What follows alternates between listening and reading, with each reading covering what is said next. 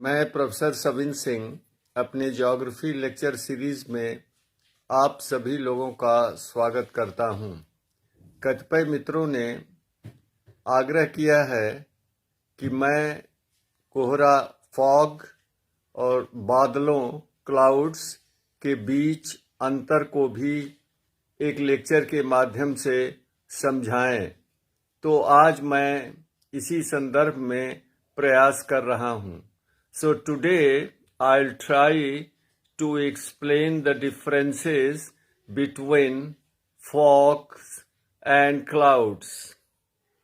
ये डिफरेंस जो होता है दोनों में अंतर, वो उनकी ऊंचाई को लेकर के होता है, उनकी गहनता को लेकर के होता है, दृश्यता विजिबिलिटी को लेकर होता है, उनके निर्माण की प्रक्रिया से होता है और उनके प्रभावों, मौसम संबंधी प्रभावों से संबंधित होता है। The differences between fogs and clouds are related to the height, the visibility, the process and mechanism of their formations and their effects.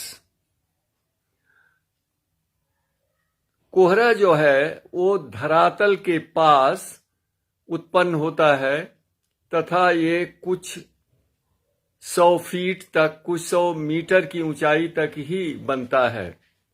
Fog is formed at the ground surface and it varies in height from few meter to 100 metres.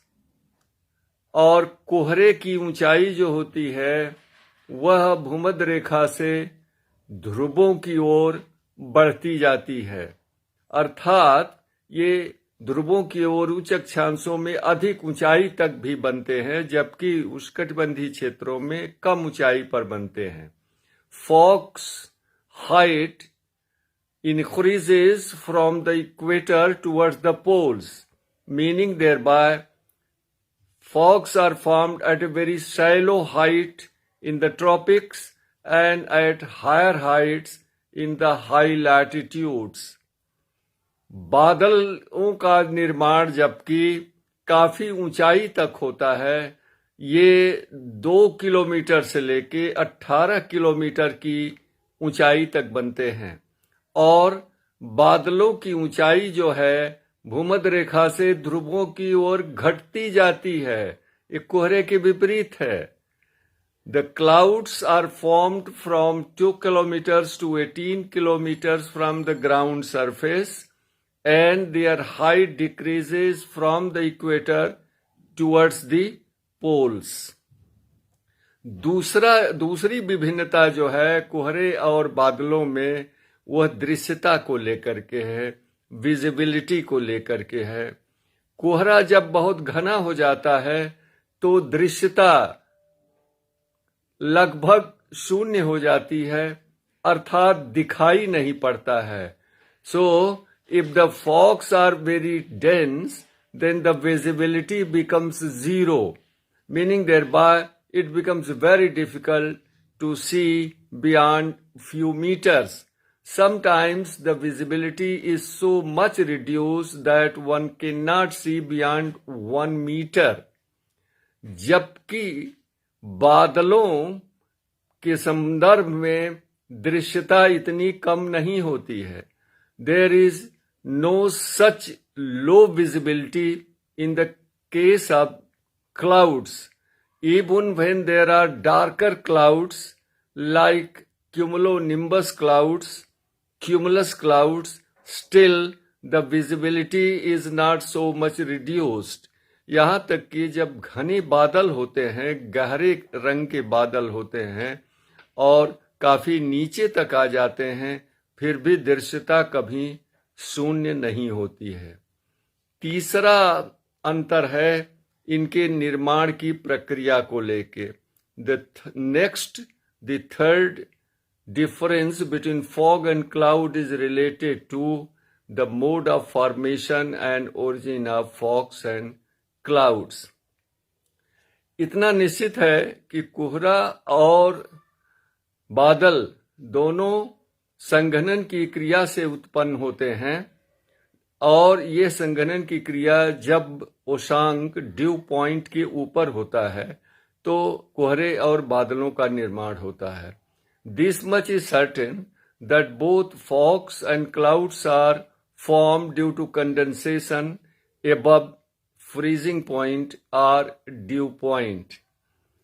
वायु में बहुत से धूल के कण, धुएं के कण और अन्य कणकीय पदार्थ लटके हुए रहते हैं, और इन कणों के चारों तरफ संघनन की क्रिया होने से कुछ जलकण में बदल जाते हैं, और ये जलकण वायु में लटके रहते हैं, जिसे हम कोहरा कहते हैं. Fogs are formed due to condensation of water vapor around dust particles, smoke particles, and some other particulate matters which are suspended in the air. This is called fog.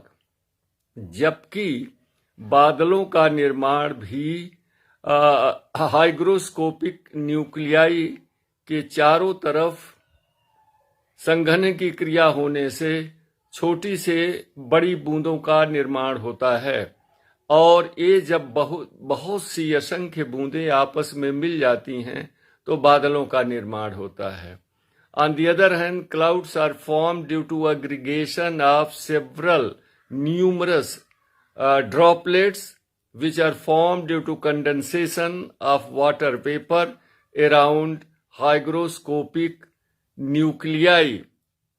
और ये बताना भी जरूरी है कि कोहरे का निर्माण डायबेटिक प्रक्रिया के अंतर्गत होता है, जबकि बादलों का निर्माण अडियाबेटिक प्रक्रिया के तहत होता है.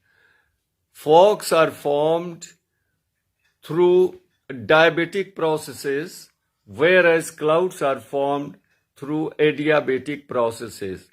What are the diabetic processes? Diabetic प्रक्रिया क्या होती है? इसमें हवा में क्षैतिज गति होती है, लंबवत गति नहीं होती है, जबकि एडियाबेटिक प्रक्रिया में वायु में लंबवत ऊपर की ओर गति होती है. There is a horizontal movement of air in a diabetic process, whereas there is a vertical movement of air under adiabatic process. तो कोहरे का निर्माण जो होता है वह वायु के शीतलन की प्रक्रिया के द्वारा होता है, और वायु के ठंडा होने या शीतलन की प्रक्रिया या तो विकिरण शीतलन द्वारा होता है, या परिचालन की प्रक्रिया, कंडक्शन की प्रक्रिया के द्वारा होता है, या गर्म एवं ठंडी हवाओं के मिश्रण के कारण होता है. The cooling of air in the formation of fogs is accomplished either through radiation cooling or conduction cooling or mixing of warm and cold air mass है. जबकि दूसरी तरफ बादलों का निर्माण गर्म एवं आर्द्र वायु के ऊपर उठने के कारण होता है. जब गर्म और आर्द्र वायु ऊपर उठती है तो एडियाबेटिक रेट यानी 1000 मीटर ऊपर जाने पर 10 डिग्री सेंटीग्रेड की दर से ठंडी होती है, उसका तापमान कम होता है. और इस तरह से जब तापमान इतना कम हो जाता है कि वायु संपृक्त हो जाती है, सैचुरेट हो जाती है, सापेक्षिक आर्द्रता 100% हो जाती है, तो संघनन की क्रिया प्रारंभ हो जाती है और बादलों का निर्माण होने लगता है. Thus, the clouds are formed because of the cooling of air by adiabatic process, wherein temperature decreases at the rate of 10 degrees centigrade per 1000 meter of rising air. कोहरे ने अगला जो अंतर होता है कोहरा और बादलों में, वह इनके प्रभावों को लेकर के होता है। कोहरे में किसी भी प्रकार की वर्षण की क्रिया नहीं होती है। There is no process of precipitation in fog, but there is precipitation of several forms from the clouds like rainfall, snowfall, hailstorm, drizzle, dew. All these are related to the clouds. And next point of difference is regarding the occurrence and duration of fogs and clouds. Fogs are generally formed during night and in the morning, whereas clouds can be formed at any time throughout 24 hours. कोहरे का निर्माण प्रायः रात में होता है और प्रातः काल होता है, जबकि बादलों का निर्माण 24 घंटे हो सकता है, किसी भी समय ये हो सकता है। और प्रातः काल सूर्योदय के होते ही कोहरा धीरे धीरे छटने लगता है, अदृश्य होने लगता है, लेकिन कभी कभी कोहरा 12 बजे दिन तक भी टिका रहता है। Fog starts disappearing with the sunrise, but sometimes fog stays up to noon, जबकि बादलों के संदर्भ में इस तरह की कोई दशा नहीं होती है, कोई शर्त नहीं होती है। बादल किसी समय बन सकते हैं और किसी समय ये बरसात हो जाने के बाद अदृश्य भी हो जाते हैं, और कभी कभी बरसात नहीं भी होती है। कोहरा खास करके मुख्य रूप से मनुष्य के स्वास्थ्य के लिए, फसलों के लिए, कृषि के लिए, सब्जियों के लिए हानिप्रद होता है। Fogs are injurious to human health, crops, vegetables and fruits.